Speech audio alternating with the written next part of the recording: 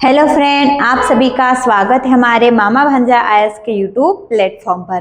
तो आज हमारा जो लेक्चर नंबर है तीसरा है। आज हम इसके जो हमने कल पढ़ लिया था उसको रिवीजन करते हैं, उसके आगे पढ़ते हैं। तो जीवों के नामकरण की द्विनाम पद्धति, ये हमने कल देख लिया था कि जीवों के नामकरण की द्विनाम पद्धति किसके द्वारा दी गई थी और कब दी गई थी। ये हमने देखा था कि जीवों के नामकरण की पद्धति 1753 में दी गई थी और किसके द्वारा? कैरोलस लिनियस के द्वारा दी गई थी। यहाँ पर कैरोलस लिनियस के द्वारा जीवों के जो नाम है वो दो आधारों पर दिए गए हैं। पहला होता है वंश के नाम पर, दूसरा होता है जाति के नाम पर। तो कैरोलस लिनियस के द्वारा द्विनामकरण की पद्धति अर्थात जीवों के द्विनामकरण की पद्धति 1753 में प्रस्तुत की थी और ये नामकरण लैटिन भाषा के दो शब्दों से मिलकर बने होते। पहला उसमें होता वंश और दूसरा होता है जाति, ये हमने देखा था। और लास्ट में जो नाम आता है वो होता है एक वैज्ञानिक का नाम जिसके द्वारा वो नाम दिया गया। जैसे उदाहरण में समझते हैं, मानव का वैज्ञानिक नाम हमें पता है क्या है? होमो सेपियंस है। मानव का वैज्ञानिक नाम है होमो सेपियंस लिन। क्योंकि लिन इसलिए यहाँ पर दिया गया है क्योंकि यह नाम कैरोलस लिनियस के द्वारा दिया गया है, अर्थात मनुष्य का जो वैज्ञानिक नाम है होमो सेपियंस, ये कैरोलस लिनियस के द्वारा प्रस्तुत किया गया था, इसीलिए इनके नाम के पीछे लिन आता है। फिर आता है जैसे कि होमो का मतलब वंश होता, सेपियंस उनकी जाति और लिन शब्द का अर्थ होता लिनियस ने इस प्रजाति को सबसे पहले होमो सेपियंस के नाम से बोला या पहचाना।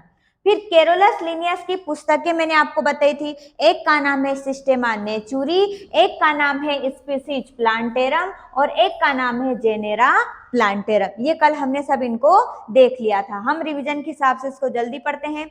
फिर मैंने आपको तीन जगत वर्गीकरण बताया था। तीन जगत वर्गीकरण में मैंने आपको बताया था कि इसकी डेट जो है कंफर्म नहीं है, तो मैं आपको बाद में बताऊंगी। तो यहाँ याद रखना, तीन जगत वर्गीकरण अर्थात तीन जगत प्रणाली 1866 में प्रस्तुत की गई। द्विजगत अर्थात जीवों के नामकरण की द्विनाम पद्धति कब प्रस्तुत की गई है? 1753 में। और तीन जगत वर्गीकरण अर्थात तीन जगत प्राणियों को तीन जगत में बांटा गया था 1866 में, और क्या है? इंस्टनले हैकल के द्वारा। तो तीन जगत प्रणाली 1866 में इंस्टनले हैकल के द्वारा प्रस्तुत की गई थी। और द्विजगत में हमने देखा था उसमें पादप और जंतु जगत आता, और इसमें आकर कौन जुड़ जाता है? प्रोटिस्टा जगत। तो तीन जगत वर्गीकरण में तीसरा आकर जुड़ता है, उसका नाम है प्रोटिस्टा। चलिए आगे फिर देखते हैं। तीन जगत की बात हमने चार जगत देखा था और चार जगत वर्गीकरण प्रस्तुत किया गया था 1956 में हर्बर्ट एफ कोपलैंड के द्वारा। अर्थात हम कह सकते हैं कि 1956 में चार जगत वर्गीकरण एफ कोपलैंड के द्वारा प्रस्तुत किया गया था। इसमें कौन आकर जुड़ता है? तो इसमें आकर जुड़ता है मोनेरा। हम दो जगत देखते हैं जो कि कैरोलस लिनियस की पुस्तक प्लांट सिस्टेमा नेचुरी के तहत संपूर्ण जीवधारियों को दो जगतों में बांटा गया है 1753 में। तो यहाँ पर दो जगत तो हमने पहले ही देख लिए। उसके पश्चात तीन जगत में प्रोटिस्टा को जोड़ा गया और चार जगत वर्गीकरण में जोड़ा गया मोनेरा को। तो ये याद रखना इनकी डेट और उसके पश्चात हम पांच जगत वर्गीकरण देखते हैं। तो पांच जगत वर्गीकरण जो है वो R.H. व्हिटेकर के द्वारा 1969 को प्रस्तुत किया गया था और इसके अंतर्गत लास्ट में जो जोड़ा गया है उसका नाम है कवक। आज हमें इन वर्गों का, हमने जो जगत बांटे हैं पांच जगत में, उन जगतों का वर्णन करना है कि कौन सा जगत के अंतर्गत कौन से जीव जंतु आते हैं, उनके बारे में जानना। चलिए आज हम यहाँ से स्टार्ट करते हैं। पांच जगतों के पूरे पांच जगतों का वर्णन करेंगे। उसमें हम पहले पढ़ेंगे मोनेरा जगत। मोनेरा जगत के अंतर्गत देखेंगे कि मोनेरा जगत के जो जीव जंतु आते हैं उसमें केंद्रक नहीं पाया जाता है। मोनेरा जगत के जीव जंतुओं में केंद्रक नहीं पाया जाता है और इसमें कोशिका कौन सी होती है? तो इसमें एक कोशिकीय प्रोकैरियोटिक जीवों का समूह, क्योंकि जब हम कोशिका के बारे में पढ़ते हैं तो कोशिका के दो प्रकार होते हैं, एक होता है जिसे हम कहते हैं यूकैरियोटिक और एक होता है प्रोकैरियोटिक। हम उनमें अंतर पढ़ते हैं तो हम जब कहते हैं कि यूकैरियोटिक में कोशिका का केंद्रक होता है और प्रोकैरियोटिक में कोशिका के केंद्रक का विकास नहीं होता, अर्थात उसका अभाव होता। तो उसी तरह से मोनेरा जगत के जीव जंतुओं में भी जो क्या है, प्रोकैरियोटिक कोशिका पाई जाती है, इसीलिए उसमें केंद्रक का विकास नहीं होता है, ऐसा हमने कहा। तो मोनेरा जगत के जीवों में इसमें केंद्रक नहीं पाया जाता है, इसमें एक कोशिकीय प्रोकैरियोटिक जीवों का समूह आता है। उसके पश्चात इसमें कौन आता है, तो इसमें स्वपोषी और विषमपोषी दोनों प्रकार के कौन आते हैं, जीव जंतु आते हैं, जो अपना भोजन स्वयं बनाते हैं और जो अपने भोजन के लिए दूसरों पर निर्भर रहते हैं। ये दोनों जीव जो आते हैं वो मोनेरा जगत के अंतर्गत आते हैं। तो हम कह सकते हैं कि मोनेरा जगत के जो जीव जंतु हैं वो अपना भोजन स्वयं भी बनाते हैं और दूसरों पर भी अपने भोजन के लिए निर्भर रहते हैं। जैसे हम उदाहरण में कहें तो जीवाणु हो गया, नीले हरी शैवाल, हमने पढ़ा है नीले हरी शैवाल अपना भोजन स्वयं बनाता, तो ये स्वपोषी भी है। फिर साइनोबैक्टीरियम, ये बैक्टीरिया है जो हमारे शरीर से या हम अन्य जीवों के ऊपर निर्भर रहते हैं भोजन के लिए, इसलिए हम इसे क्या कहेंगे, विषमपोषी, अर्थात अपने भोजन के लिए दूसरे जीवों पर निर्भर होते हैं। और जो है हरीश शैवाल है, ये अपना भोजन स्वयं बनाते, इसीलिए इन्हें स्वयंपोषी कहेंगे। तो हम कह सकते हैं कि मोनेरा जगत के जीव जंतु है वो अपना भोजन स्वयं भी बनाते हैं और अपने भोजन के लिए दूसरे जीवों पर निर्भर रहते हैं। इस प्रकार के जीव जंतु भी मोनेरा जगत में पाए जाते हैं। हमने पढ़ा मोनेरा जगत के जीव जंतुओं में एक कोशिकीय प्रोकैरियोटिक जीवों का समूह होता है, जिसमें कोशिका के अंदर केंद्रक का अभाव होता है। फिर आता है कि इसके अंतर्गत जो जीव होते हैं स्वपोषी और विषमपोषी दोनों हो सकते हैं। इसमें जीवाणु, नीले हरी शैवाल, साइनोबैक्टीरियम, माइकोप्लाज्मा, इस प्रकार के जीवाणु इसके अंतर्गत आते हैं। क्लियर हुआ? चलिए आगे पढ़ते हैं। आगे हम पढ़ते हैं प्रोटिस्टा जगत। प्रोटिस्टा जगत के बारे में पढ़ते हैं। तो प्रोटिस्टा जगत के अंतर्गत यूकैरियोटिक कोशिकाओं का समूह होता, जैसे हमने देखा मोनेरा जगत के अंतर्गत प्रोकैरियोटिक कोशिकाओं का समूह होता था और उसमें केंद्रक का अभाव होता था, परंतु प्रोटिस्टा जगत में यूकैरियोटिक कोशिकाओं का समूह है, यूकैरियोटिक कोशिकाओं का समूह होता है। इसमें भी स्वपोषी और विषमपोषी दोनों तरह के क्या होते हैं, जीव जंतु होते हैं। तो प्रोटिस्टा जगत में भी स्वपोषी और विषमपोषी दोनों प्रकार के जीव जंतु होते हैं। जैसे मोनेरा जगत में भी अपना भोजन स्वयं बनाने वाले और अपने भोजन के लिए दूसरों पर निर्भर रहने वाले दोनों प्रकार के जीव पाए जाते थे, उसी तरह से प्रोटिस्टा जगत में भी इसी तरह से जीव जंतु पाए जाते हैं। फिर इसमें क्या क्या आता है, तो अमीबा, पैरामीशियम, प्रोटोजोआ, ये क्या करते हैं, अपने भोजन के, या क्या कह सकते हैं कि ये प्रोटिस्टा जगत के अंतर्गत आते हैं। चलिए आगे अब हम पढ़ते हैं कवक अर्थात जिसे हम फंगाई या फंजाई के नाम से जानते हैं, इसको देखते हैं। ये जो कवक होता है वो एक कोशिकीय एवं बहुकोशिकीय दोनों प्रकार से हो सकता है। कवक है वो एक कोशिकीय भी होता है और बहुकोशिकीय दोनों प्रकार से हो सकता है। ये पोषण कहाँ से प्राप्त करता है, तो हमें पता है कवक अर्थात जो फफूंद होते हैं वो सड़े गले पदार्थों से अपना भोजन बनाते हैं, या फिर कह सकते हैं अपना भोजन सड़े गले पदार्थों से ग्रहण करते हैं। तो कवकों का जो भोजन होता है या जो पोषण होता है वो सड़े गले कार्बनिक पदार्थों पर निर्भर रहते हैं, इसीलिए कवक को मृतोपजीवी भी कहा जाता। कवक जो होता है अपने भोजन के लिए दूसरों पर अर्थात सड़े गले पदार्थों पर निर्भर होने के कारण इसको हम कहते हैं मृतोपजीवी के नाम से भी जाना जाता। तो कवक है एक कोशिकीय और बहुकोशिकीय दोनों प्रकार का हो सकता है और ये अपने पोषण के लिए सड़े गले कार्बनिक पदार्थों पर निर्भर रहता है और इसीलिए इसे हम कहते हैं मृतोपजीवी। आया समझ में? कवक, मोनेरा और प्रोटिस्टा। अगला हम देखते हैं प्लांटी, या हम कह सकते हैं पेड़ पौधों के बारे में। प्लांट जो होते हैं ये बहुकोशिकीय जीवों का एक समूह होते हैं। प्लांट जो होते हैं अर्थात जो प्लांटी है, पादप है, ये क्या होते हैं? बहुकोशिकीय जीवों का समूह है। और हमें पता है कि पेड़ पौधे अपना भोजन स्वयं बना के खाते, इसीलिए कैसे हैं? स्वयं पोषी। तो ये अपने भोजन के लिए खुद ही अपना भोजन बनाते हैं, तो इसीलिए इन्हें कहेंगे हम स्वयं पोषी। अगला, ये प्रकाश संश्लेषण के द्वारा अपना भोजन स्वयं बनाते हैं। और इसमें प्रमुख अवयव क्या होता है? इसमें प्रमुख अवयव मतलब इसमें मुख्य रूप से भूमिका किसकी होती है? तो इसमें मुख्य रूप से भूमिका होती है क्लोरोफिल की, क्योंकि पेड़ पौधों में क्लोरोफिल की उपस्थिति के कारण ही पेड़ पौधे अपना भोजन स्वयं बनाते, अन्यथा ये अपना भोजन स्वयं नहीं बना पाते। तो इनका प्रमुख अवयव है जिसका नाम है क्लोरोफिल। और ये प्लांट होते हैं, ये सभी क्या है? प्लांट ही जो होते हैं वो इसी जगत के अंतर्गत आते हैं, अर्थात जो पेड़ पौधे हैं वो पादप जगत के अंतर्गत आते हैं। क्लियर हुआ?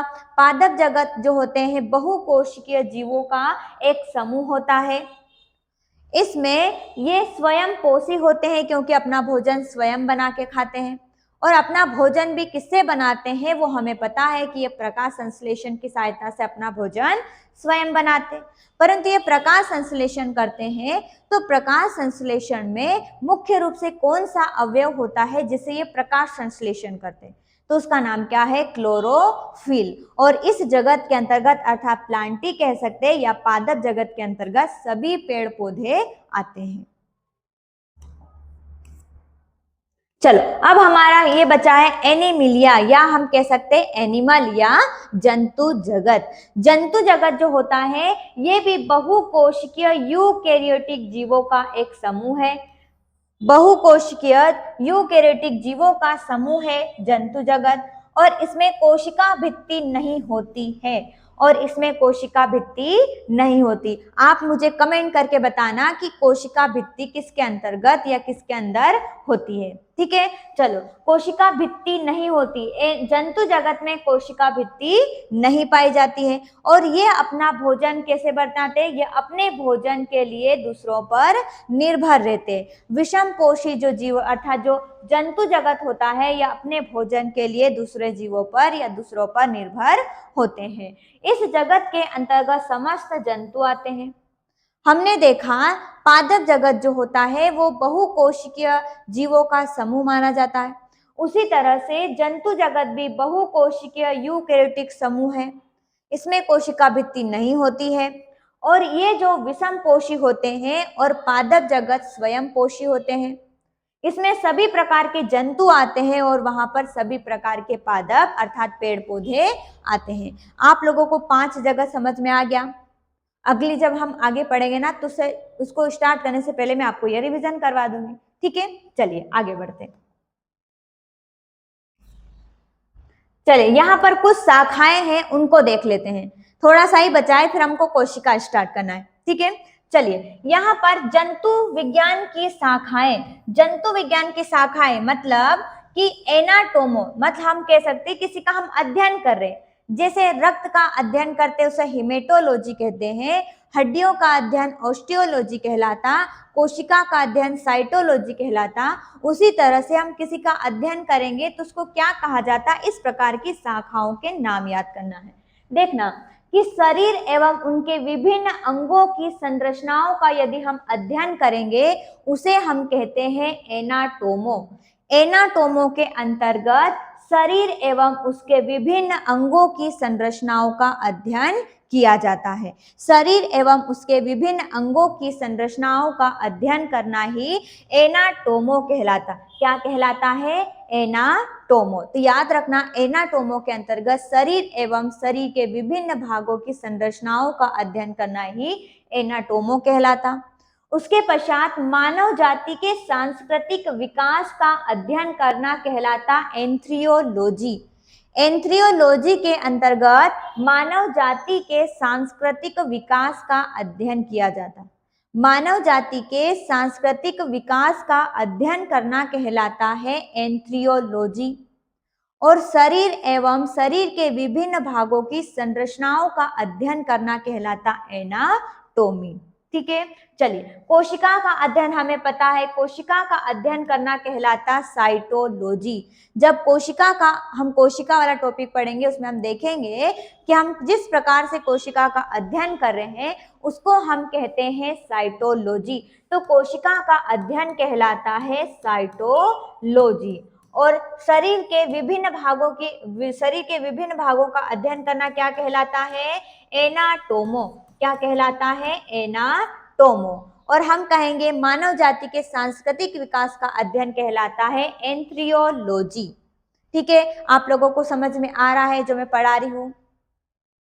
आ रहा हो तो मुझे कमेंट करके बता देना कि आपको वीडियो कैसा लगता है, तो हमें भी अच्छा लगेगा कि आप लोगों को समझ में आ रहा है। ठीक है, चलिए अब आता है सजीव एवं निर्जीव वातावरण से जीवों की विविध संबंधों का अध्ययन।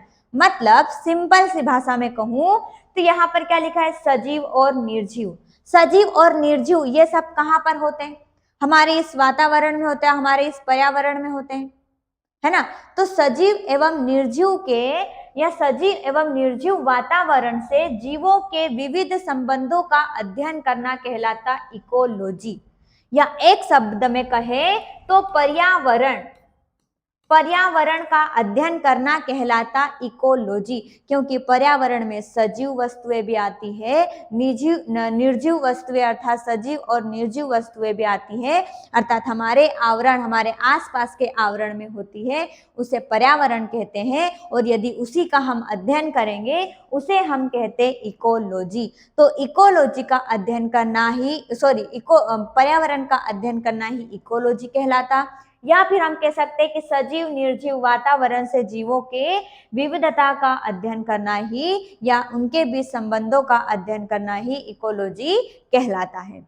चलिए अगला, फिर आता कीट एवं पतंगों का अध्ययन। यदि हम कीट पतंगों का अध्ययन करेंगे तो एंटोमोलॉजी कहलाता। क्या कहलाता है, एंटोमोलॉजी। कीट पतंगों का अध्ययन करना एंटोमोलॉजी कहलाता। शरीर एवं उसके विभिन्न अंगों की संरचनाओं का अध्ययन करना एनाटोमो कहलाता। मानव जाति के सांस्कृतिक विकास का अध्ययन एंथ्रियोलॉजी, कोशिका का अध्ययन साइटोलॉजी, और कीट पतंगों का अध्ययन कहलाता एंटोमोलॉजी। और सजीव एवं निर्जीव वातावरण अर्थात हम कह सकते हैं कि पर्यावरण का अध्ययन करना ही इकोलॉजी कहलाता। आप लोगों को ये समझ में आया? एनाटोमो जो हो गया है शरीर के विभिन्न भागों का अध्ययन करता है। उसके पश्चात एंथ्रियोलॉजी है मानव जाति की संस्कृति का अध्ययन करना है। साइटोलॉजी कोशिका का अध्ययन करना है। इकोलॉजी में पर्यावरण का अध्ययन करना है। एनाटोमोलॉजी में कीट पतंगों का अध्ययन करना है। क्लियर हुआ? चलिए आगे। अब यहाँ पर रुधिर का मतलब भी रक्त का मतलब रुधिर का मतलब खून, ये सभी एक ही होते। यदि हम कहे खून का अध्ययन या रक्त का अध्ययन या रुधिर का अध्ययन या रुधिर एवं रोगों का अध्ययन करना कहलाता हीमेटोलॉजी।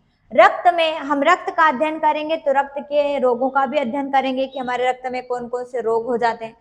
तो हम कह सकते हैं रुधिर का अध्ययन या रक्त के अध्ययन को हम कहते हैं हीमेटोलॉजी। तो रक्त का अध्ययन क्या कहलाता है? हीमेटोलॉजी। अगला, तंत्रिका तंत्र का अध्ययन। अब ये तंत्रिका तंत्र कहाँ होता है? हमारे मस्तिष्क में होता। हमारे मस्तिष्क में उपस्थित तंत्रिका तंत्र होता है जिसका अध्ययन करना कहलाता न्यूरोलॉजी।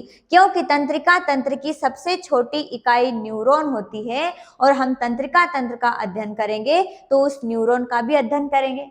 तो इसीलिए हमने कह दिया कि उस न्यूरोलॉजी के अंतर्गत तंत्रिका तंत्र का अध्ययन किया जाता। तो तंत्रिका तंत्र का अध्ययन करना क्या कहलाता? न्यूरोलॉजी। रक्त का अध्ययन हीमेटोलॉजी और कंकाल का अध्ययन या हड्डियों का अध्ययन कहलाता ऑस्टियोलॉजी। रक्त का अध्ययन हीमेटोलॉजी कंकाल का अध्ययन या हड्डियों का अध्ययन ऑस्टियोलॉजी और तंत्रिका तंत्र का अध्ययन कहलाता न्यूरोलॉजी। चलो अब हम वनस्पति से संबंधित देखते हैं। जंतुओं से संबंधित देख लिया, अब हम देखते हैं वनस्पति से संबंधित। यदि हम पुष्प और उनके अंगों का अध्ययन करेंगे तो उसे हम कहते हैं एंथोलॉजी। क्या कहेंगे? यदि हम पुष्प और उसके अंगों का अध्ययन करेंगे उसे हम कहते हैं एंथोलॉजी। क्या कहेंगे? एंथोलॉजी। एंथोलॉजी के अंतर्गत हम पुष्प और उनके अंगों का अध्ययन करेंगे। पुष्प और उनके अंगों का अध्ययन करना कहलाता है एंथोलॉजी। उसके पश्चात हम पर्यावरण का अध्ययन करेंगे तो हमें पता है, हमने पढ़ा, इकोलॉजी कहेंगे। फिर हम याद करते कवकों का अध्ययन करना। कवकों का अध्ययन करना कहलाता माइकोलॉजी।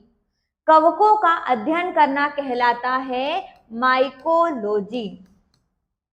क्या कहलाता है? माइकोलॉजी। और फूल एवं पुष्प और उनके विभिन्न भागों का अध्ययन करना कहलाता है एंथोलॉजी। क्या कहलाता है? एंथोलॉजी। और माइकोलॉजी के अंतर्गत हम कवक का अध्ययन करते हैं। फिर हम यदि शैवाल का अध्ययन करेंगे तो उसे हम कहते हैं फाइकोलॉजी। शैवाल का अध्ययन फाइकोलॉजी, कवक का अध्ययन माइकोलॉजी और फलों का अध्ययन पोमोलॉजी और विषाणु का अध्ययन कहलाता वायरोलॉजी। तो यहाँ याद करना, पहले पुष्प और उनके अंगों का अध्ययन एंथोलॉजी कहलाता, उसके पश्चात पर्यावरण का अध्ययन इकोलॉजी कहलाता, उसके पश्चात कवकों का अध्ययन माइकोलॉजी। मतलब मान लेते हैं, आप अपन याद करते हैं माइको किसको बोलते हैं? माई मतलब हम हमारी दादी को या किसी को भी हम बोलते हैं। तो क्या हुआ? माइकोलॉजी का मतलब क्या होता है? कवकों का अध्ययन करना। कवकों का अध्ययन करना माइकोलॉजी कहलाता है। शैवालों का अध्ययन फाइकोलॉजी कहलाता। याद रखना, कवक मतलब माइको, शैवाल मतलब फाइको, फल मतलब पोमो। तो फलों का अध्ययन करना कहलाता पोमोलॉजी, शैवालों का अध्ययन फाइकोलॉजी, कवकों का अध्ययन माइकोलॉजी और विषाणु को हम इंग्लिश में क्या बोलते हैं? वायरस। तो वायरस से याद कर लेना, वायरोलॉजी। तो विषाणु का अध्ययन करना कहलाता है वायरोलॉजी। चलिए, अब यहाँ कुछ कल्चर है उनको देख लेते हैं, अर्थात कृषि से संबंधित है ये सभी, इनको देखते हैं। यहाँ पर मधुमक्खी पालन को हम कहते हैं एपीकल्चर। मधुमक्खी पालन को कहा जाता है एपीकल्चर। इसको मैं आपको ट्रिक से याद करवाऊंगी, ठीक है? चलो, मधुमक्खी पालन को कहा जाता है एपीकल्चर। और रेशम कीट पालन जिसके अंतर्गत किया जाता उसे हम कहते हैं सेरीकल्चर।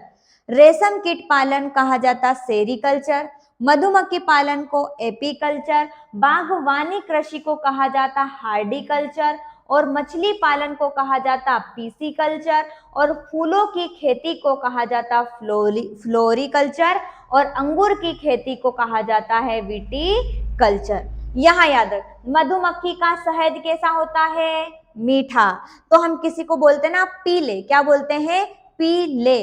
तो एपीकल्चर क्या बोलेंगे? पी मतलब ले पी, क्या बोलेंगे? ले पी मतलब एपीकल्चर। तो मधुमक्खी पालन जिसके अंतर्गत की जाती है उसे हम क्या बोलते हैं? एपीकल्चर। मतलब ले पी, क्या पी? मधुमक्खी का शहद। तो एपीकल्चर हो गया। उसके पश्चात रेशम कीट पालन, रेशम के कपड़े, याद रखना, रेशम के कपड़े। अब यहाँ लिखा है सेरी। सेरी का मतलब एक होता, उसका मतलब होता है बुखार आना। सेरी का मतलब होता है बुखार। सेरी का मतलब बुखार आना। तो रेशम कीट, तो हम रेशम के कपड़े कब पहनते हैं? हमें बुखार आता तो हमें हमारे शरीर का हमें ठंड लगने लग जाती है। तो सेरीकल्चर में हम क्या, अर्थात रेशम पालन में या रेशम के कपड़े हम कब पहनते हैं? जब हमें सेरी आ जाता। क्या आ जाता है? सेरी। सेरी मतलब होता है बुखार। तो यहाँ याद रखना, सेरी मतलब बुखार। तो रेशम के कपड़े हम कब पहनते हैं? जब हमें सेरी आ जाता, मतलब सेरीकल्चर। क्या बोलोगे? सेरीकल्चर। अगला आता है बागवानी। बागवानी का मतलब, बागवानी खेती हम बगीचे में करेंगे। मतलब हमारे घर का बगीचा होगा जहाँ पर हम बहुत सारे फल फ्रूट लगा देंगे, सब्जियां वगैरह लगा देंगे, तो सभी सब्जियां हमें वहां पर मिलती है खाने के लिए। तो बागवानी कृषि करेंगे तो हमें क्या करेंगे, वहां पर कठिन काम तो करना पड़ेगा ना, हार्ड तो काम करना पड़ेगा। तो हार्डी कल्चर से याद रखना बागवानी खेती। यदि हम बागवानी खेती कर रहे हैं और हम अकेले करेंगे, हमारे घर के आंगन में लगाएंगे, तो हम किसी को तो लाएंगे नहीं वहां बुलाने कि यहाँ पर काम करने आओ, हमको ही करना पड़ेगा। तो हमें कैसा लगेगा, वो हार्ड लगेगा। हार्ड मतलब कठोर लगेगा, काम बहुत हमें मुश्किल हो रहा है ऐसा लगेगा। तो हार्डिकल्चर याद रखना बागवानी कृषि। सेरीकल्चर से याद रखना है रेशम कीट पालन। और एपी मतलब लेपी से याद रखना मधुमक्खी पालन। अगला आता मछली पालन। मछली पालन से याद रखना पीसी कल्चर। मछली जो बनाते हैं तो क्या करते हैं, मसाला वगैरह सब पीस के डालते हैं, तो मछली से याद रखना पीसी कल्चर। ये सब मैं आपको याद करवाने के लिए बता रही हूँ, ठीक है, इनका गलत मतलब निकालना। मछली पालन को कहा जाता है पीसी कल्चर।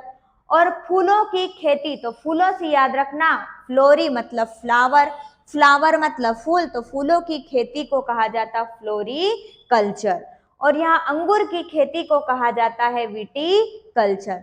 एपी कल्चर मतलब मधुमक्खी पालन, सेरीकल्चर रेशम कीट पालन, हार्डिकल्चर बागवानी कृषि, फिर आता पीसी कल्चर मछली पालन, और एक और आता है जिसका नाम है फ्लोरिकल्चर फूलों की खेती, और विटीकल्चर मतलब अंगूर की खेती। इस प्रकार से इनको देखा है। चलो ये लास्ट है हमारा मानव शरीर संरचना। मानव शरीर के कौन कौन से भाग का अध्ययन यदि हम करेंगे तो क्या क्या कहेंगे, इंपॉर्टेंट देखते हैं, बाद में हम जब उनको एक एक पढ़ेंगे तब हम उनको जान लेंगे। पहला कार्डियोलॉजी। कार्डियोलॉजी में हमें हार्ट का अध्ययन किया जाता है। यदि हम हार्ट का अध्ययन करेंगे तो उसे हम कहते हैं कार्डियोलॉजी। हार्ट का अध्ययन करना कहलाता है कार्डियोलॉजी। क्या कहलाता है, कार्डियोलॉजी।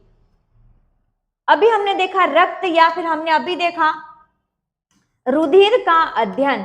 रुधिर का अध्ययन कहलाता है हिमेटोलॉजी। कार्डियोलॉजी में हृदय का अध्ययन किया जाता है, और रक्त का अध्ययन करना कहलाता हिमेटोलॉजी। और आता है अस्थियों का अध्ययन करना क्या कहलाता है, ओस्टियोलॉजी। अस्थि मतलब हड्डी, हड्डी मतलब कंकाल। कार्डियोलॉजी भी कहा जाता है किसे, हृदय का अध्ययन, और हड्डियों का अध्ययन अर्थात अस्थियों का अध्ययन कहलाता ओस्टियोलॉजी। मांसपेशियों का अध्ययन कहलाता मायोलॉजी। तो मायो से याद रखना मांसपेशी, मायो से क्या याद रखोगे, मांसपेशी। ओस्टियो से याद रखना अस्थि, और हिमेटो से, हिमेटो मतलब हीमोग्लोबिन। हीमोग्लोबिन कहाँ होता है, रक्त में होता है, तो रक्त का अध्ययन कहलाता हिमेटोलॉजी। और हिपेटोलॉजी, देखो हिपेटोलॉजी और हिमेटोलॉजी, हिमेटोलॉजी में रक्त का अध्ययन, और हिपेटोलॉजी याद रखना रक्त का अध्ययन, सॉरी किसका, यकृत का अध्ययन। यकृत हमारा यहाँ होता है, इस प्रकार से हम देखेंगे तो ये हमारा आमाशय है, ये हमारा आमाशय है, यहाँ पर यकृत होता है, तो ये हमारा आमाशय है, आमाशय कहेंगे या इसको हम पेट कहते हैं। तो यहाँ याद रखना ही पेटो, पेटो मतलब पेट, ही पेटो मतलब यकृत जो होता हमारे पेट के पास होता है, ये हमारा यकृत है। तो हिपेटोलॉजी में किसका अध्ययन करते हैं, यकृत का अध्ययन। मायोलॉजी में मांसपेशियों का अध्ययन, ऑस्टियोलॉजी में अस्थियों का अध्ययन, फिर आता हिमेटोलॉजी में रक्त का अध्ययन, कार्डियोलॉजी में हम अध्ययन करते हैं हार्ट का। ठीक है, आप लोगों को समझ में आया क्या? चलिए फिर हम कल से स्टार्ट करेंगे, एक नया टॉपिक है जिसका नाम है कोशिका। इसको